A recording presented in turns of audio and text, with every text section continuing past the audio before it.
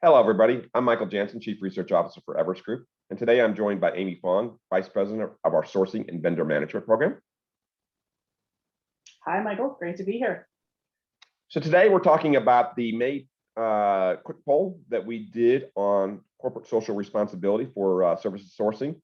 And Amy, what I wanted to do was, let's just start with a basic question. What were your conclusions from the first question? Yeah, so this was kind of interesting.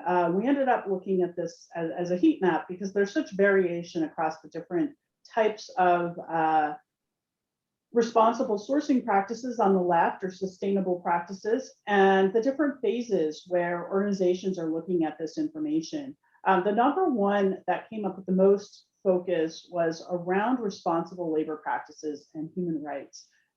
This is the only one where there was a really strong response that companies were including this in their selection criteria. Specifically, we asked about services suppliers here.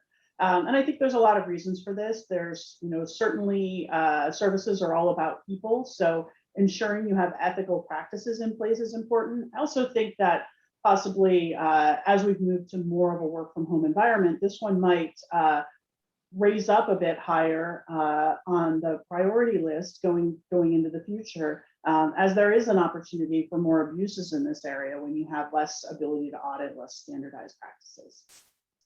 So I see community development down there. It's a little lower on the list here. What were your thoughts on that one? It is, and this was a little interesting to me. I think community development can happen in a lot of forms. Diversity, one of the benefits of diversity can be community development, in fact.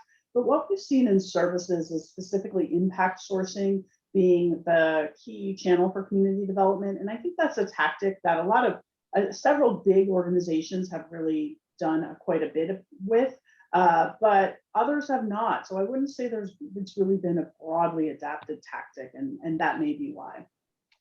Okay, so you have a upcoming virtual roundtable in June. Tell us a little bit more about that. We do. We have a virtual roundtable for buy-side organizations. So if you're a procurement person or somebody making decisions around social responsibility, we'd love for you to join.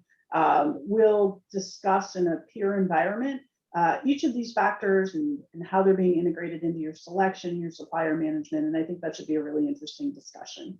Okay, fantastic. So those things are a couple PowerPoint slides, but it's mostly peer-to-peer discussion. It is. So your participation is certainly welcome in those conversations.